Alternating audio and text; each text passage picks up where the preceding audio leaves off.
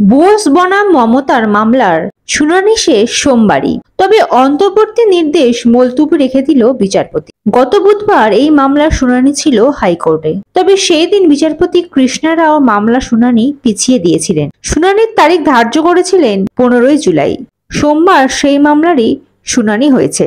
রাজ্যের মুখ্যমন্ত্রী মমতা বন্দ্যোপাধ্যায়ের বিরুদ্ধে মানহানিকর অভিযোগ তুলে কলকাতা হাইকোর্টে মামলা করেছিলেন রাজ্যপাল সিভি আনন্দ বোস।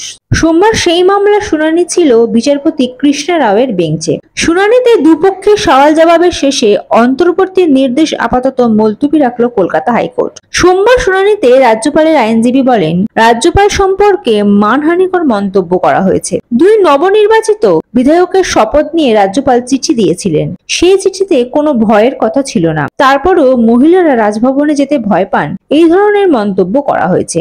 এটা বিদ্বেষমূলক মন্তব্য। রাজ্যপালের বিরুদ্ধে মন্তব্য করা হয়েছে, এটা তো সঠিক। মুখ্যমন্ত্রীর আইনজীবীর পাল্টা সওয়াল, দুটি অভিযোগ প্রকাশ্যে এসেছে। রাজভবনের এক মহিলা কর্মী এবং এক জননৃত্যশিল্পী অভিযোগ করেছিলেন, সেই অভিযোগের প্রেক্ষিতেই মুখ্যমন্ত্রী ওই ধরনের মন্তব্য করেছিলেন। তার ওই মন্তব্য মানহানিকর নয়, সাধারণের স্বার্থে এমন কথা বলেছেন তিনি। সংবাদ মাধ্যমে মুখ্যমন্ত্রী বলেছিলেন, কেন সবাইকে রাজভবনে যেতে হবে? মহিলারা সেখানে যেতে নিরাপদ বোধ করেন না। মহিলারা তাকে সে কথা বলেছেন, এটা মানহানিকর হতে পারে না। জনসমক্ষে রয়েছে এমন কথাই মুখ্যমন্ত্রী বলেছেন, এটা তার বাক স্বাধীনতা। শুনানির মাঝে বিচারপতি জানতে চান, রাজ্যপালের বিরুদ্ধে কোনো এফআইআর হয়েছে কিনা, যা শুনে রাজ্যপালের আইনজীবী বলেন, রাজ্যপাল যেহেতু সাংবিধানিক পদে রয়েছেন, তাই তার বিরুদ্ধে কোনো এফআইআর হয়নি। তবে তার ওএসডির বিরুদ্ধে এফআইআর হয়েছে, যা নিয়ে হাইকোর্টে মামলাও হয়েছে। হাইকোর্ট ওই এফআইআর এর ওপর স্থগিতাদেশ দিয়েছে। তারপরে রাজ্যপালের আইনজীবী প্রশ্ন তোলেন, দুই বিধায়ক নির্বাচিত হয়েছেন, তারা শপথ নেবেন, এটা প্রশাসনিক কাজকর্মের মধ্যে পড়ে, কিন্তু সেখানে অন্য বিষয় কেন জুড়ে দেওয়া হলো? দুপক্ষের বক্তব্য শোনার পর শুনানি মুলতবি করে দেন বিচারপতি। সোমবারও তিনি কোনো মন্তব্য করেননি, এমনকি কোনো অন্তর্বর্তী নির্দেশও দেননি। সোমবারের মতো শুনানি শেষ হলেও এই মামলা চলবে, তবে এই মামলার পরবর্তী শুনানি কবে তা এখনো জানা যায়নি।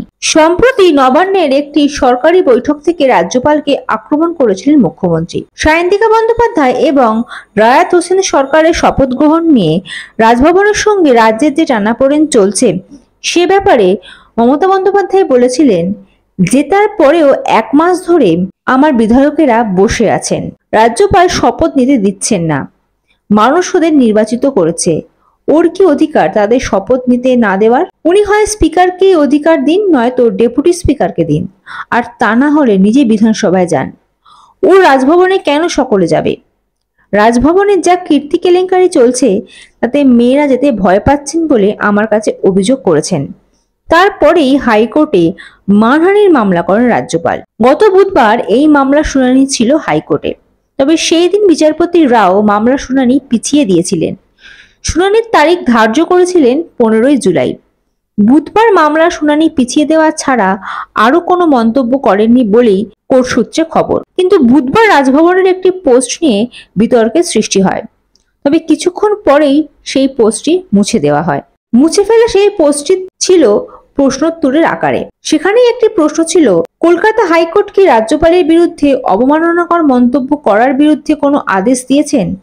তার উত্তরে লেখা হয়, কলকাতা হাইকোর্ট মৌখিকভাবে নির্দেশ দিয়েছে রাজ্যপালের বিরুদ্ধে কোনো অবমাননাকর মন্তব্য করা যাবে না। পোস্টে রাজভবন আরো জানায়, রাজ্যপালের আইনজীবী কাছ থেকে প্রাথমিকভাবে জানা গিয়েছে যে মানহানির মামলা গ্রহণ করা হয়েছে।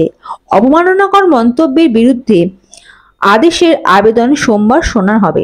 আদালত মৌখিকভাবে জানিয়েছে, এই সময়ের মধ্যে কোনো অবমাননাকর মন্তব্য করা যাবে না। Bureau report, ND Bangla news. সবার আগে সব খবর, সঠিক খবর পেতে ফেসবুক পেজটি ফলো করে এবং ইউটিউব চ্যানেলটি সাবস্ক্রাইব করে রাখুন, আর শেয়ার করতে ভুলবেন না।